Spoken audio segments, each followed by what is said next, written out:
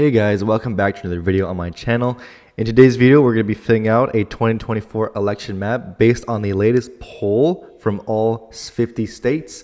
And I will be using 538 for this video. I usually sometimes use Real Clear Politics, but we always like shifting and changing it to different polling websites. I'll be linking 538's site down below so you can check out all the polls for yourself. But without further ado, before we get started on this, let's just have a little bit of an overview of the map in general. Have an idea of what is really going on and what both candidates are really looking at as the prime targets in this election map. So right now I'm filling out most of the states that we know are going to go in either column. These are not going to be by margin.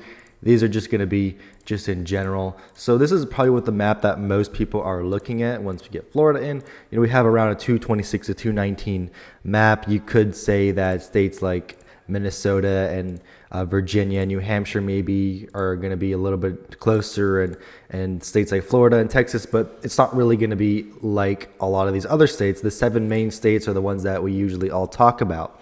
And the Trump campaign is really looking at this in the eyes of obviously keeping North Carolina. The big thing with Trump is that they have to keep North Carolina. If they don't keep North Carolina, it's going to be very hard to win. And they just need 2 other states to win, and that's what they're trying to do. They're trying to hold on to Georgia, and they're trying to hold on to Pennsylvania. Flip Georgia, and that's it. And then they win the election. They have 270 electoral votes. If Harris wins any other state, any other of the 4 states, she will be short. She will definitely come short of this. She'll not be able to be elected. So that's why you see Trump spending the most money in Pennsylvania and Georgia, especially. I think he has a lot of confidence that he will win North Carolina. And obviously the polls have him up, and he'd won it 2 times previously, so there's no reason why, since the national vote's going to be closer, there's no reason why he would be losing the state of North Carolina in this type of scenario. But either way, that's what he's really looking at. And Kamala Harris is really looking at also keeping the state of Pennsylvania, flipping the state of Pennsylvania. And if she does that, Donald Trump would have no path to win unless he flips one of these other Rust Belt states, or Nebraska second, in which would be a tie. I don't think Trump's really going after Nebraska second. It's pretty left trending. It went to Biden by around 6 to 7. It's still trending to the left. The suburbs around in Nebraska are trending to the left, especially in that part of the state. So it's not going to be really favorable for him, and it's not worth spending all that money just to get to 269. So instead, what Trump is really looking out for is the state of Pennsylvania. Now, I do think Trump's looking really, really good in Arizona. So another path for Trump could be, if he loses the state of Nevada, if he loses the state of Pennsylvania, he'll just take the state of Wisconsin, which was the closest in the 2020 election, which would be the most logical route to go by. But there's many different paths for both candidates, but as I had mentioned previously, the number one path for Trump would be winning the states of Georgia and Pennsylvania and North Carolina. And for Kamala Harris, it would be winning the 3 Rust Belt states and Trump holding on to everything else. But either way, that's going to be that. And we're going to get to the polls now in all of these states. But before we do, please subscribe, like my content, and put all your comments down in the section below. I appreciate all the support and all the feedback on my channel. But let's get started on this now. We're going to go west to east, but we're going to fill out the states first that are not going to be safe, that are going to be safe and that do not have much polling at all. So there's not really worth going over these states because the polls are just not going to be. We're going to leave New Jersey and New York out here, but the rest of these states, it's not going to be really worth going over it. But let's take a look at some Democrat states that we should look at just because they've been in the news lately. They've been in the polls lately. First of all, the state of New York. And we're going off of the latest poll in every state. So this one has her up 17. The previous one had her up 12. But this will go in the safe column for her. And then the state of New Jersey, we're also going to go take a look at what's going on here. And there isn't actually polling versus Harris, where after Biden dropped out, they hadn't really updated too much. So this right here is going to stay in her safe column, but I do think it will be definitely closer than previously. But either way, some Republican states now, not much polling at all in any of these. There isn't really worth going over them. But let's go to the states of Iowa and Ohio. So let's check out those 2 over here. And first, Iowa, we have the latest poll having Trump up by 12. The previous poll having up by 18. But once again, these are polls versus with Biden and Trump, not with Harris. But either way, I think still rather than it being likely, it would stay in that safe column, especially because of those trends. In the state of Ohio, we're probably going to expect similar trends. I do think there is polling. Yeah, there is. Trump is up by around 12, 10 to 12 on average. The latest one has him up by 10. So this will be going in that likely column for him. Maine's 2nd district will be staying in that likely column for Donald Trump. And these are all the states that are going to be relatively safe, or, on that border with likely and safe. But let's go west to east. I'm going to start with the state of Nevada. And in the state of Nevada, this is very heavily contested. It's very, very close. The recent poll has it as a even race. And then the one before that, since it is even, has Trump up by 1. So this will be placed under that tilt column for Donald Trump. And in the state of Arizona, a state that I had mentioned in the beginning of the video, has been pretty favorable for Trump since RFK's dropout. He has been leading the past 4 or 5 polls. The rest have been a tie. The most recent one has him up by 2, which is enough to put it in that lean column for him, which is surprisingly similar to my recent presidential election prediction, which I'm going to link right now at the top of your screen. So please check out that video for yourself. Next up, we have the state of Colorado. Now, I know there's no polling in the state of Colorado with Trump versus Harris. However, let's just take these Trump versus Biden polls. The latest one has Biden up by 10, so we can just infer the same thing is going to happen with Harris. She'll probably win by that same margin by around 10 points, maybe a little more according to the polls, since she is doing a little bit better. And then in the state of New Mexico, another state Republicans have been targeting, but Democrats still seem to be performing strong, not as strong, but definitely strong. She's up by 7 in the latest poll, which is just enough to put it in that likely column for her on this map. The state of Texas, 40 electoral votes, the 2nd highest in the nation. Trump leads by 3 points in the latest poll. That is a lot more narrow than the previous polls. Probably a little bit more of an outlier since all of the other ones have it between 5 and 9. But this is the latest poll, so it's going to put it in the lean column for the former president.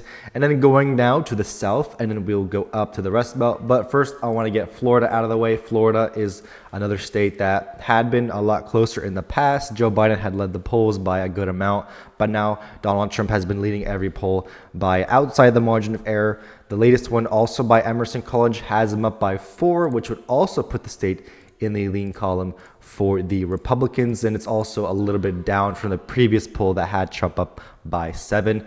But now the most close state in the 2020 election, one that was decided by around 12,000 votes. And the polls are back and forth. Harris had been leading. She had been having a good streak over here, especially with these morning consult Bloomberg polls. In the recent days, it has been going back and forth between them. However, the latest one does have Trump up by 1 point exactly. This will be going in that tilt column for the Republicans, and now he is at 252. We're going to the state of North Carolina. As I mentioned, North Carolina is a state that Donald Trump must hold in order to win the presidential race. If Trump does not win North Carolina, and we see that on the election night, he's probably not going to win the election unless he has a surprise flip in, let's say, Virginia, but that also wouldn't really be too possible if he's losing North Carolina, which he seems to be winning here in these polls. He's up in most of them recently. The most recent one has him up by 3. This would be going into that lean column for him. And speaking of Virginia, let's now go to the state of Virginia. The polls in Virginia have been a lot closer than in the past. We're used to seeing Virginia being very safe. It was won by 10 points in 2020. Harris leads the past 3 polls by 3 points. The latest one has her up by 3, so the state will be falling all the way down into that lean margin for her. Now that we have completed all of the southern Sun Belt part of the United States, let's now move up to the most important and consequential area of the United States. This would be the Rust Belt. Trump is at 268. Harris is at 209, so she definitely needs quite a bit to catch up, and she will start to catch up a little bit with the state of Minnesota. And the state of Minnesota has been favoring Democrats. Biden won it by around 7, and she leads the latest poll, which is a pretty good pollster. She was down from 5 points last time. She was at 10, and now she lost 5. She's down to 5, but she's still up by the outside of the margin of error. She does lead the state by 5 in the latest poll, which puts it in that lean column for her. Next up, one of the states in the Rust Belt that is most favorable to Republicans would be the state of Wisconsin. And this state is very, very famous for overestimating Democrats. As we can see here, it still continues to this day. There were some polls back in 2020 and 2016 that we remember having numbers like this when they're clearly not even possible. The latest poll, however, has it as a tie. But since it's a tie, we do have to go to the poll right before it, which is a Trump +1 poll, which would put it in that tilt column for Republicans and would give Trump the election. He had 278. That would be enough for him to win. And we haven't even gone to the other two Rust Belt states quite yet. But the state of Michigan, a little more left-leaning than the state of Wisconsin, a state that I do predict that Harris would win. The latest poll has her up by 1. She leads a majority of the latest polls. I do think she is favored in this state. The polls do agree with me. This state will be going in that tilt column for her based on the latest poll that she is leading in by 1 percentage point. Very, very narrow. And that's the theme with most of these states. They're very narrow. So they could go either way.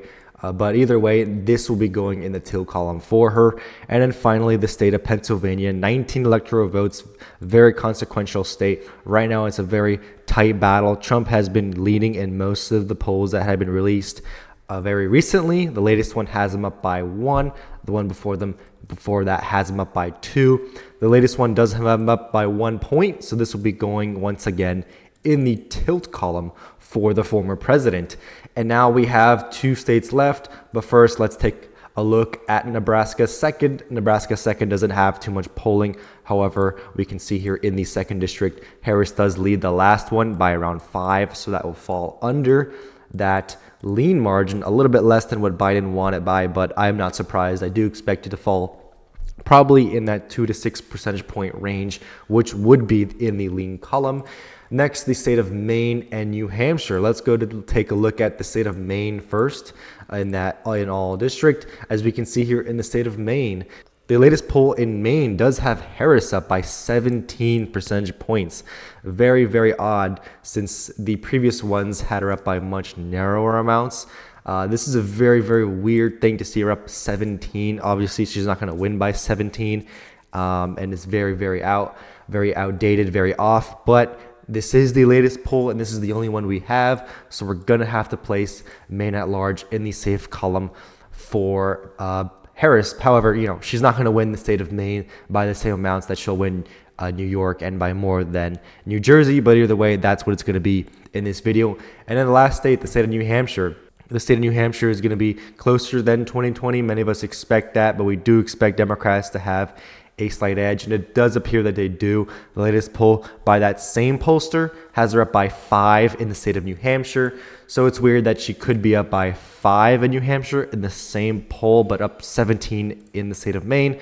But either way, this is just polling, and this is a map just based on the latest poll in all 50 states.